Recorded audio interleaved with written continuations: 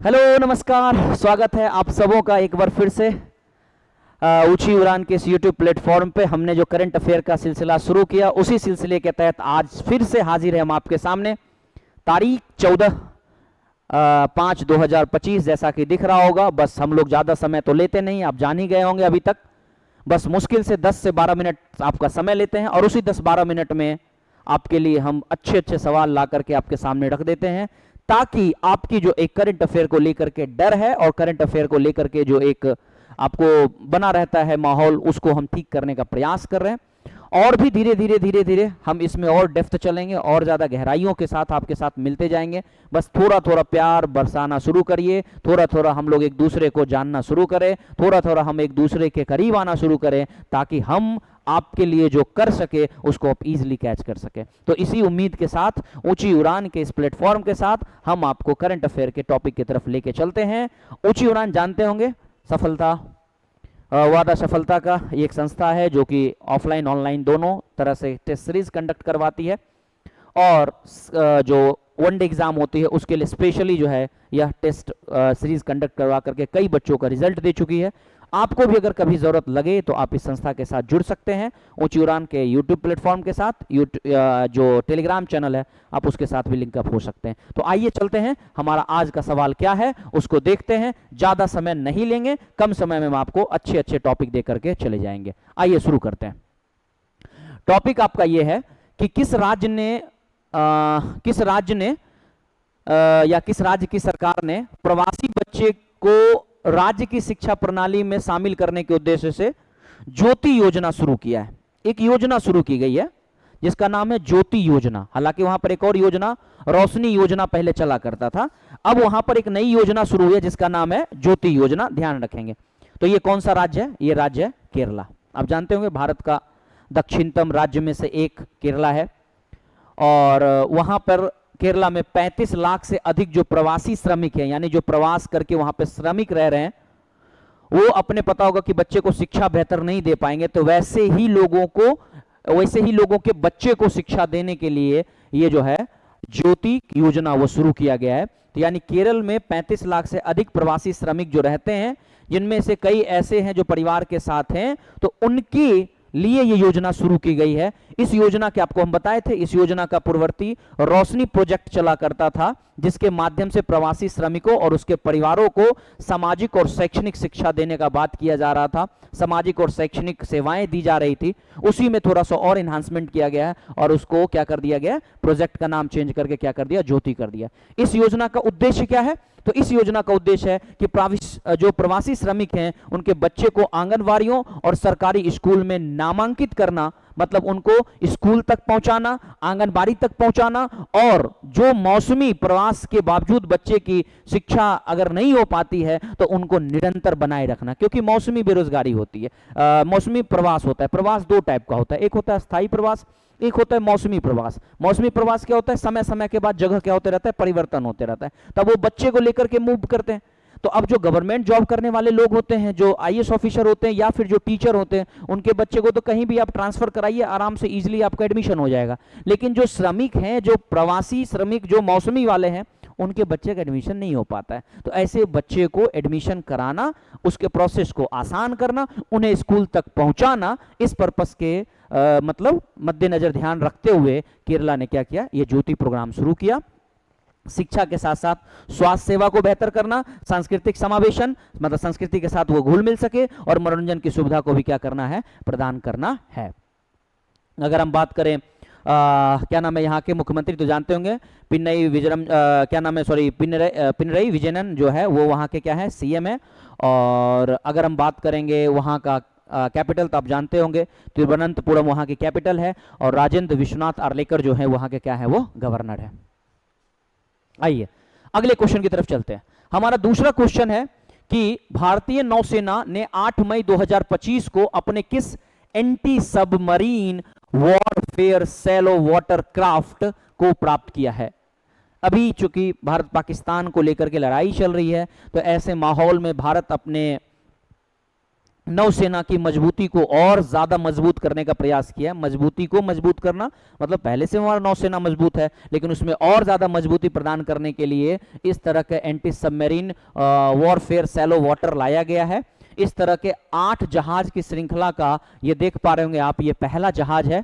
इस जहाज का नाम महाराष्ट्र का एक ऐतिहासिक जगह है जो कि अर्नाल या अर्नाला किला है, उसके नाम पर इसको रखा गया है। इसका निर्माण garden rich ship builders and engineering जो कोलकाता के द्वारा है उसको निर्माण किया गया है। अब इसका उद्देश्य क्या है? इसका उद्देश्य है कि तटीय क्षेत्र के उथले पानी में पनडुब्बी निगरानी रखना, खोज करना, बचाव अभियान करना, बारूदी सुरंग बिछाने की क्षमता इत्यादि को बढ़ावा देने के उद्देश्य से बनाया गया। अगर हम इसके बारे में थोड़ा सा आपको बताएं तो 77.6 मीटर की इसकी लंबाई है।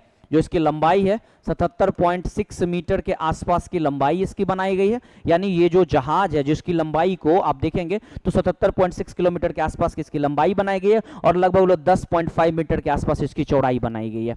10.5 मीटर के आसपास इसकी चौड़ाई बनाई गई है। इसकी मारक क्षमता बहुत ज़्यादा है ना। ये लगभग कहा जाता है कि 550 फायरिंग जो है वह तुरंत में दाग देगा। तो ऐसे ही इसकी शक्ति को मजबूत करने के लिए ये जो है ये बनाया गया है। अगले क्वेश्चन की तरफ चलते हैं। भारत का पहला भिखारी मुक्त शहर कौन बन गया है? सुनेंगे ध्यान से। पहला भारत का भिखारी मुक्त शहर, यानी कि भारत के 10 शहरों में पायलट प्रोजेक्ट के रूप में एक अभियान शुरू किया गया।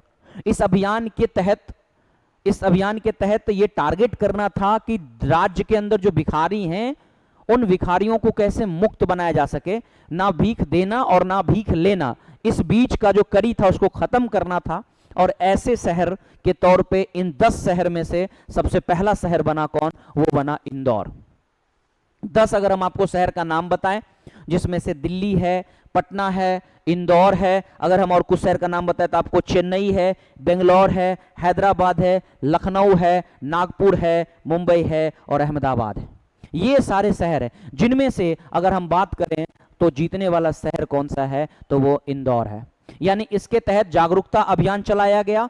उसके बाद भिखारियों को रोजगार देकर के पुनर्वासित किया जा रहा है। यानी जो भिखारी हैं उनको रोजगार दिया जाएगा। भीख मांग रहे, क्यों मांग रहे हैं? क्योंकि उनके पास रोजगार नहीं है, पैसा नहीं है। पैसा कहां से आएगा? तो उन्हें रोजगार दिया जाएगा। तो रोजगार मुहैया करा जा रहा है, उनके रहने का जगह स्थान दिया जा रहा है, बच्चे के लिए स्कूली शिक्षा दी जा रही है ताकि वो जिस वजह से भीख मांग रहे हैं वो वजह खत्म कर दिया जाए। उन्हें रोजगार दे करके, उन्हें स्थान दे करके, बच्चे को शिक्षा दे करके उन्हें उससे क्या किया जा सके? बाहर निकाला जा सके। ऐसे में भीख मांगने और भीख देने वाला दोनों को प्रतिबंधित कर दिया है। मतलब आप ना भीख देंगे और ना ही आप भीख आपको दिया जाएगा, ना आप भीख लेंगे। जिसके उल्लंघन के कारण इस संबंध में 3 FIR भी दर्ज हुई। और भिक्षावृत्ति की सूचना देने पर नागरिक को, जो भिक्षावृत्ति की सूचना देते हैं, अगर आप किसी को भिक्षा दे रहे हैं और अगर ऐसी सूचना सरकार को मतलब पुलिस को मिलती है तो उस पर FIR की जाती है। और जिस व्यक्ति के द्वारा सूचना दी जाती है उस व्यक्तियों को क्या किया जाता है? 1000 का नागरिक इनाम भी दिया जाता है। आप जानते होंगे ये काम करने के लिए भारत का केंद्रीय सामाजिक न्याय अधिकारिता मंत्रालय जो है वो इसके लिए काम करते हैं। वीरेंद्र सिंह आपको पता होगा क्या है? इसके मंत्री हैं। आई होप आपको ये समझ में आ रहा होगा। चौथे क्वेश्चन की तरफ चलते हैं। चौथा क्वेश्चन है, खेलो यूथ गेम्स का 7वां संस्करण अभी पता होगा आपको, चल रहा है 2025 में, अभी चल ही रहा है। और ये बिहार के 5 शहरों में क्या किया गया? आयोजन कराया जा रहा है, चल रहा है अभी ये गेम। बिहार के 5 शहर जिसमें पटना है, राजगीर है, गया है, भागलपुर है और बेगूसराय में आयोजित किया गया। 2018 से ये ये जो संस्करण चल रहा है ये 2018 से चल रहा है, जो कि दिल्ली का इंदिरा गांधी का एरिना में है। वहां से खेलो इंडिया स्कूल गेम्स के तहत पहला संस्करण शुरुआत किया गया। 2019 में 18 में शुरू किया गया और 19 में इसका नाम बदल करके क्या कर दिया? खेलो इंडिया यूथ गेम्स कर दिया गया। इस गेम में स्कूल के, कॉलेज के छात्र छात्राएं इसमें भाग लेते हैं और उनकी भागीदारी को राष्ट्रीय स्तर तक पहुंचाने का यह काम करता है। मतलब छोटे छोटे जगहों से खेल करके कैसे वो राष्ट्र तक पहुंच सकते हैं, ऐसे माध्यम बना करके क्या किया जा रहा है? बच्चे को बेहतर किया जा रहा है। इस गेम में 2 श्रेणियों में आयोजित किए जाते हैं। पहला 17 वर्ष से कम उम्र के स्कूल छात्र और 21 वर्ष से कम इस उम्र के कॉलेज छात्र। यानी कि 2 वर्ग के लोग, 2 वर्ग के बच्चे, एक 17 साल से कम उम्र वाले जो कि स्कूली वाले हैं और एक 21 साल से कम उम्र वाले जो कॉलेज वाले हैं। आई होप आपको मजा आ रहा होगा, आई होप आपको समझ आ रहा होगा। आइए हम लोग चलते हैं पांचवें क्वेश्चन की तरफ। हम आपके लिए ज्यादा क्वेश्चन नहीं लाए, मात्र 7 क्वेश्चन लाए हैं, 6 क्वेश्चन लाए हैं सॉरी, और अभी हम लोग पांचवें क्वेश्चन की तरफ चलते हैं। बहुत खूबसूरत सवाल है पांचवा सवाल। 2008 में पता होगा आपको कि मुंबई में आतंकी हमला किया गया। तो इस मुंबई आतंकी हमले के मास्टरमाइंड थे तैवूर राणा, आपको पता होगा तैवूर राणा जो है इसके मास्टरमाइंड थे। अब पूछा जा रहा है कि इसने सफलतापूर्वक जो प्रत्यार्पण किया था वो कहां से इसे लाया गया, तो इसका आंसर हो जाएगा अमेरिका। क्या हो जाएगा इसका आंसर? हो जाएगा अमेरिका। यानी इसको कहां से पकड़ के लाया गया?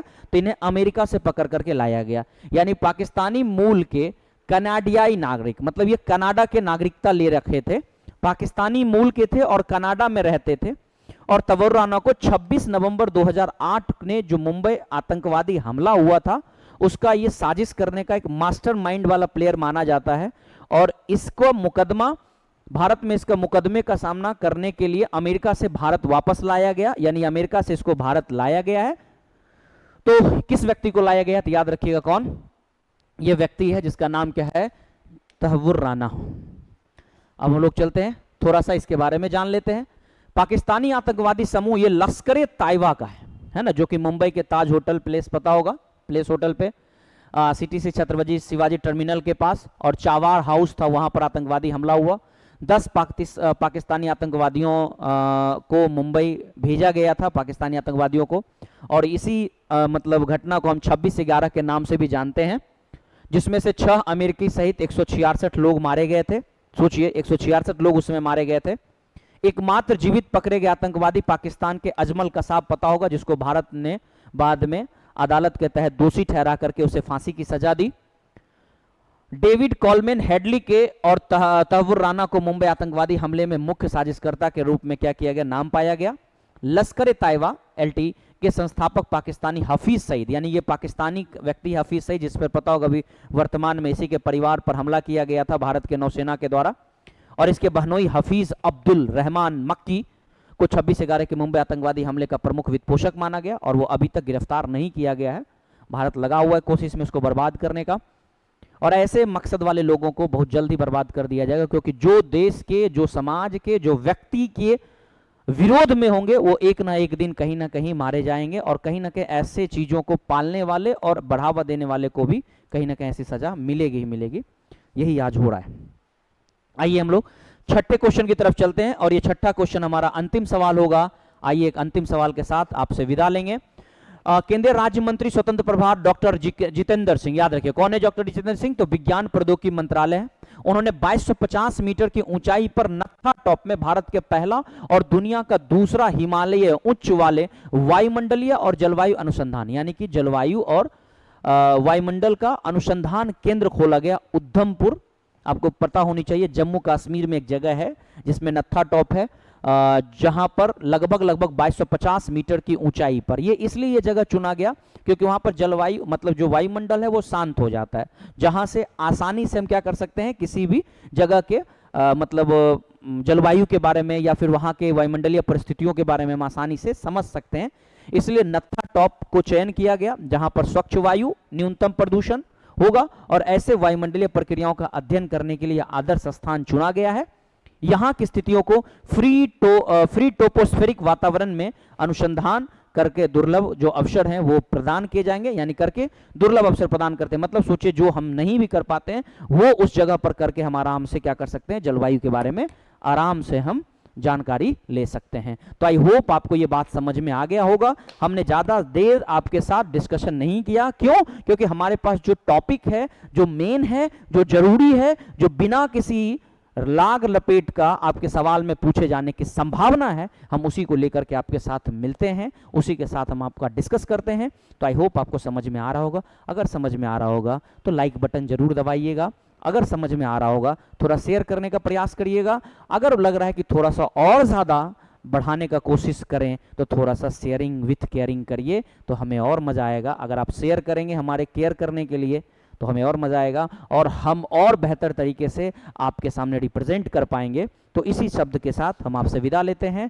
अपना पढ़ना जारी रखिए, और जो आपका एग्ज़ाम है उसके तरफ फोकस बना के रखिए, ताकि एग्ज़ाम में एक भी क्वेश्चन आपका नहीं छूटे।